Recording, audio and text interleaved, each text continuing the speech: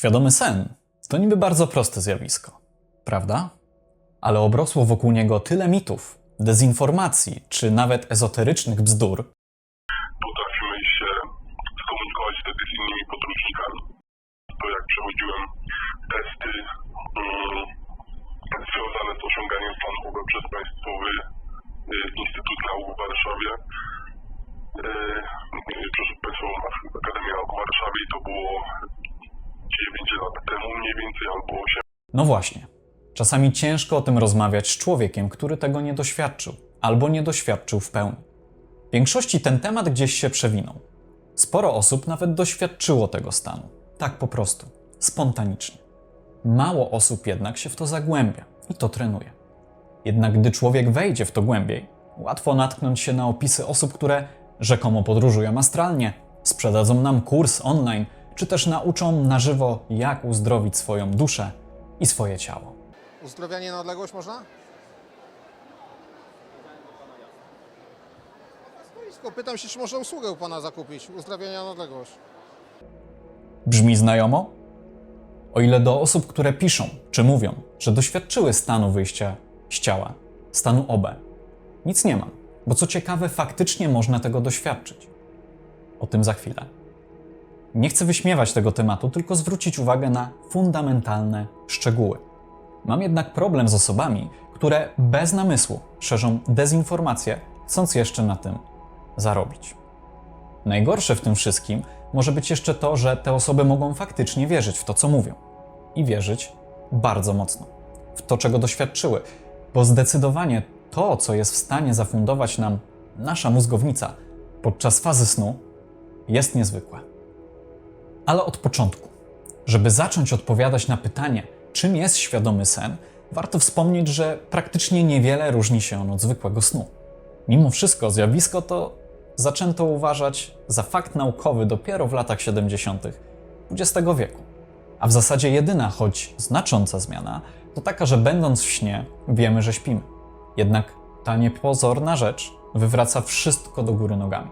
Bo nagle z aktora stajemy się reżyserem. Przy odrobinie wprawy możemy wyobrazić sobie praktycznie wszystko. I to po prostu się stanie. A fakt, że będziemy mogli tego doświadczyć wszystkimi swoimi zmysłami, tak, ciężko to opisać. To prawdziwie niezwykłe doświadczenie. Zresztą to, że w takim świadomym śnie możemy doświadczyć praktycznie wszystkiego, o czym starannie pomyślimy, nie powinno w zasadzie nikogo dziwić. Wszyscy wiemy, jak dziwne, wybujałe, nieskładne i często niezwykłe potrafią być zwykłe sny. Gdy dołożysz do tego fakt pełnej świadomości, że teraz jesteś w śnie i wszystko, o czym pomyślisz, świadomie bądź podświadomie, po prostu się zdarzy, fundujesz sobie pewnie jedno z najpiękniejszych doświadczeń, jakich można doznać w życiu. Choć traktowałbym to bardziej jako rozrywkę, swoisty VR na absolutnych sterydach, potrafiący w pełni zasymulować działający świat. I dostarczyć bodźce nawet mocniejsze niż te, których doświadczamy na jawie. Chcesz latać? Proszę bardzo. Męczysz się z koszmarami i chcesz stawić im czoła? Nie ma problemu. Masz ochotę na przygodę, choćby i tą najbardziej wyuzdaną. Wystarczy o tym dostatecznie mocno pomyśleć.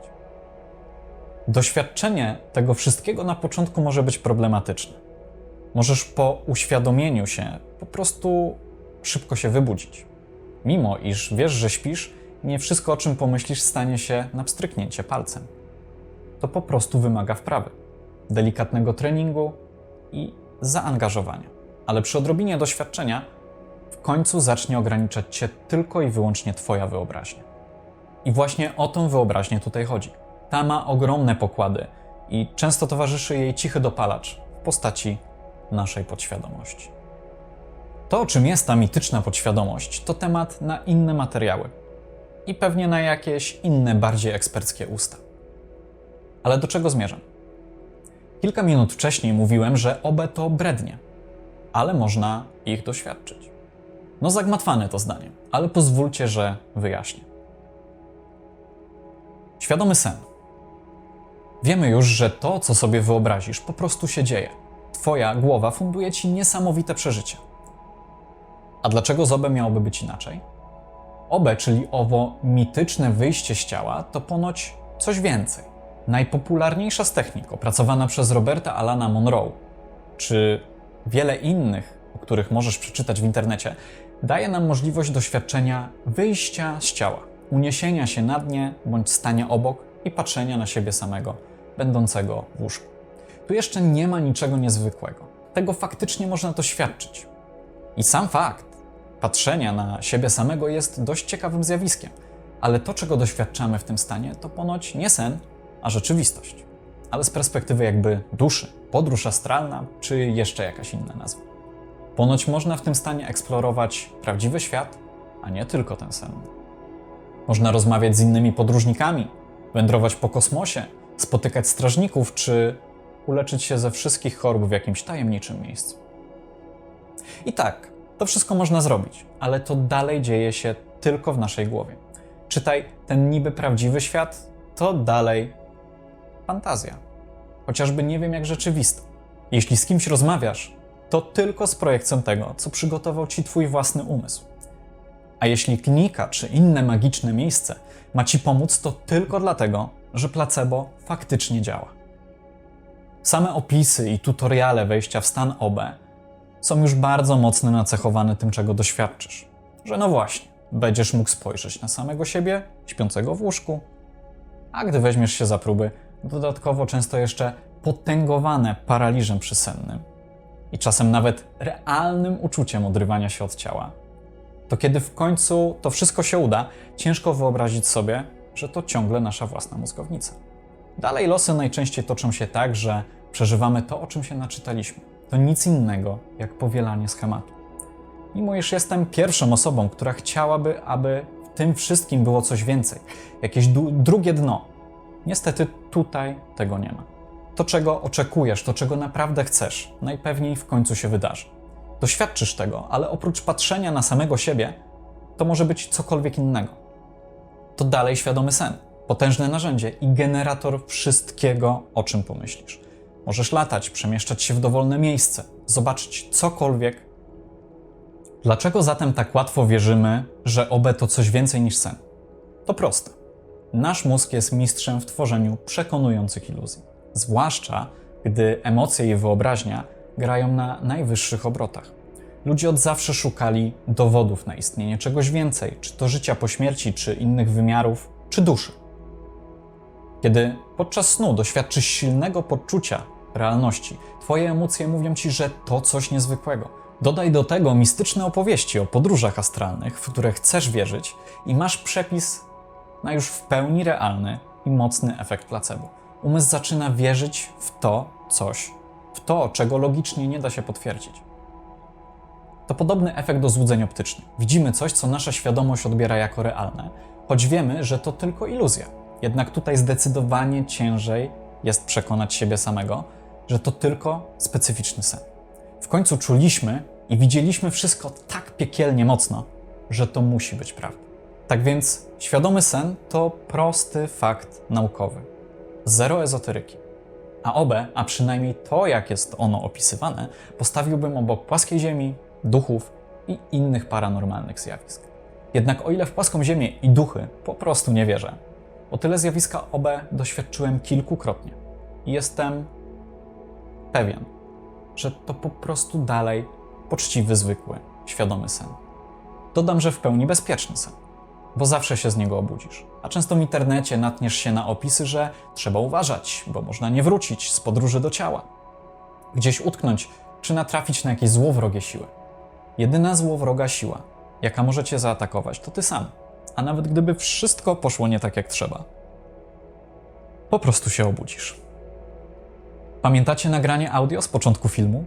Posłuchajcie dalszego fragmentu i sami ocencie, czy w polskich instytucjach robią, a może powinni robić takie badania. I generalnie ja podczas warsztatu moich świadomego śnienia jako takiego właściwie nie uczę. Uczę technik, które pozwalają świadome śnienie szybko przełączyć na stan OB, czyli takiego powiedzmy stanu, w którym wracamy do naszego ciała fizycznego, czy jakby wybudzamy się, ale to nasze ciało fizyczne jest wtedy w takim specyficznym stanie wybudzenia, gdzie towarzyszą mu odpowiednie zjawiska nazywane wibracjami, które sprawiają, że bez większego kłopotu jesteśmy w stanie opuścić nasze ciało fizyczne, naszym ciałem astralnym i doświadczyć stanu OB. Z tym, że jakby to nie jest jedna z technik i też nie jest tutaj najważniejsza, no ale generalnie głównie do tego ja jako podróżnik, ale też na moich warsztatach wykorzystuję świadome śnienie.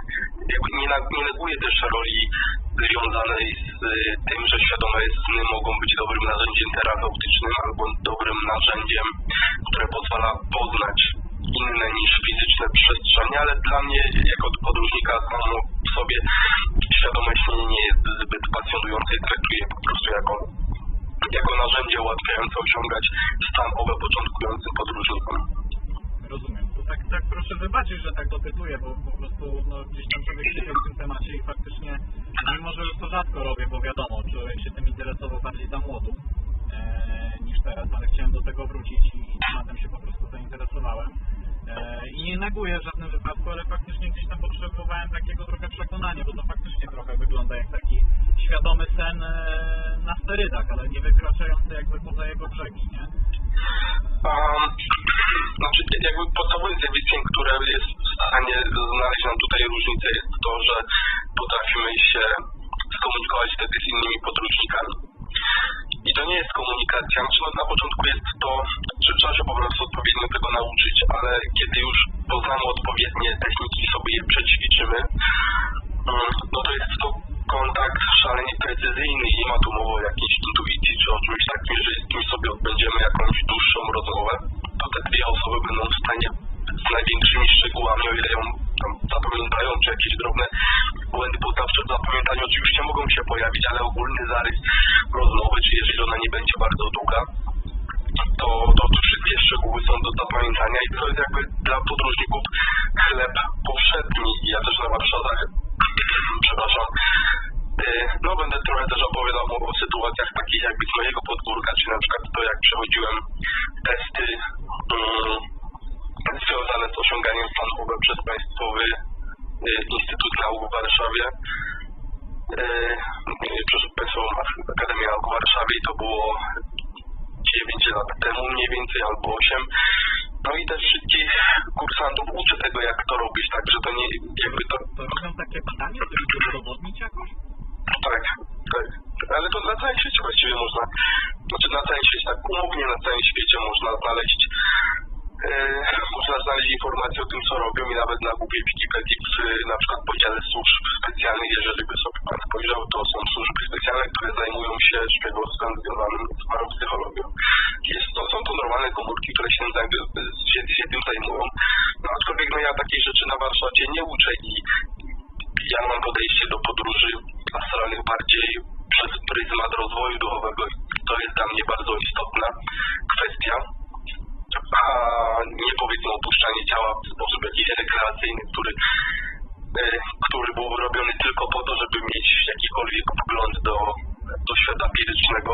No po raz, że byłoby to nonsensowne, a dwa, że nie jest to aż tak łatwe, jak mogłoby się wydawać i tym już raczej powinny się zajmować osoby, które od urodzenia mają odpowiednie predyspozycje, bo o ile podróżować astralnie, czy opuszczać ciało i doświadczać stanu OB może właściwie każdy i to można porównać do nauki jazdy na rowerze, gdzie też praktycznie każdy jest w stanie się tego nauczyć jakimiś tam ekstremalnymi, z pominięciem ekstremalnych wyjątków. Tak samo jest z podróżami astralnymi i ze stanem OB. Z tym, że jeżeli byśmy sobie, nie wiem, tak zastanowili się, co możemy podczas podróży astralnych czy stanu OB robić i sobie wypisać taką jakąś ogromnie długą listę, no to zwiedzanie fizyczności nie będzie w tym przypadku ani najłatwiejsze, ani najciekawsze, ani też nie będzie miało to większego sensu tak naprawdę, bo nie do tego służą podróże astralne. No ale wszystkie niezwykłości, które mogą dać podróże astralne, trudno jest opowiedzieć w kilku słowach. Nie wiem, czy Pan zaglądał na moją stronę internetową, czy na przykład jakieś artykuły, które tam umieszczałem.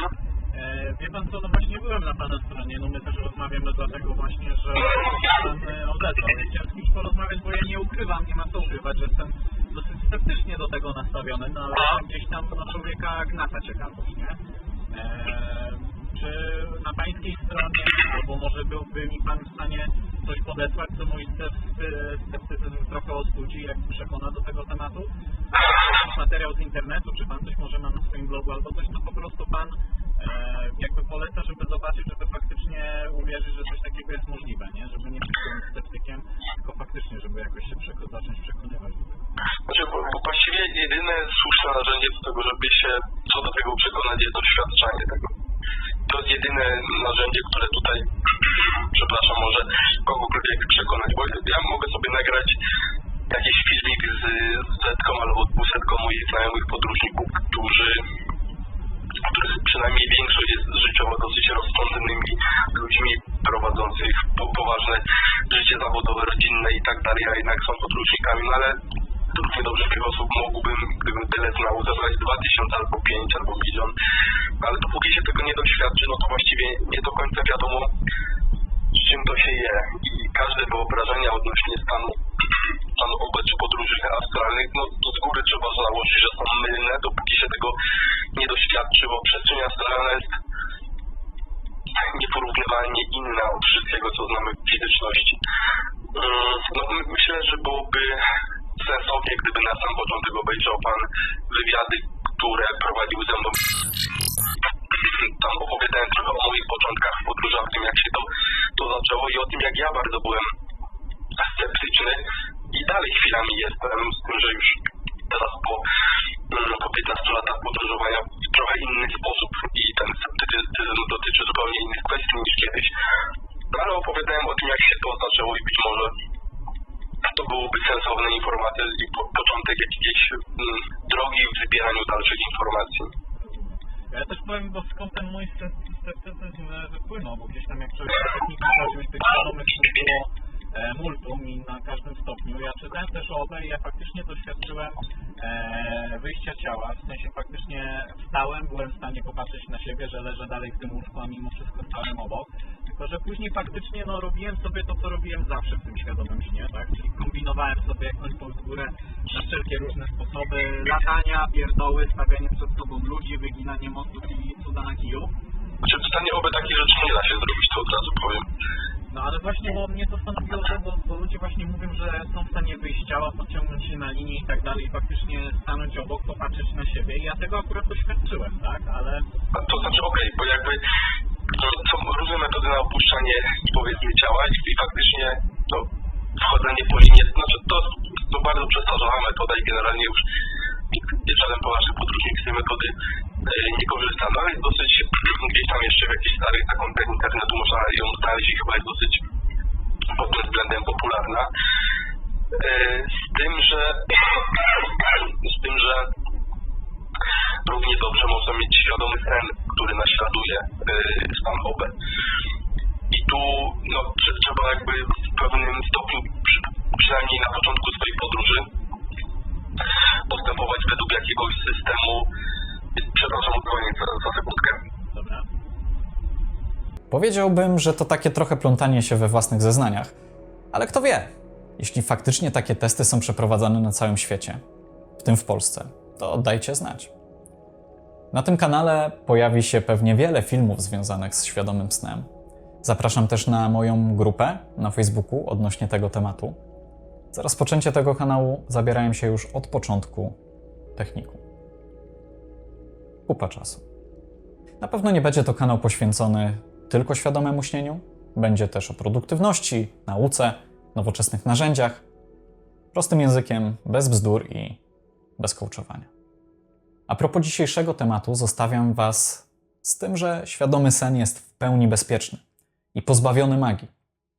To zwykłe, udokumentowane zjawisko. Wystarczy spróbować kilku technik, zaczynając od prowadzenia dziennika snów, w końcu musimy pamiętać o tym, jaki sen mieliśmy, i autosugestii, aby móc zacząć doświadczać tego zjawiska. Uważajcie na artykuły poświęcone wyjściu z ciała, wyższym wymiarom, podróżom astralnym, możliwościom spotkania Boga, czy jeszcze czegokolwiek innego. Wsadźcie to między bajki. Tak samo jak płaską ziemię. Trzymajcie się i zostańcie świadomi.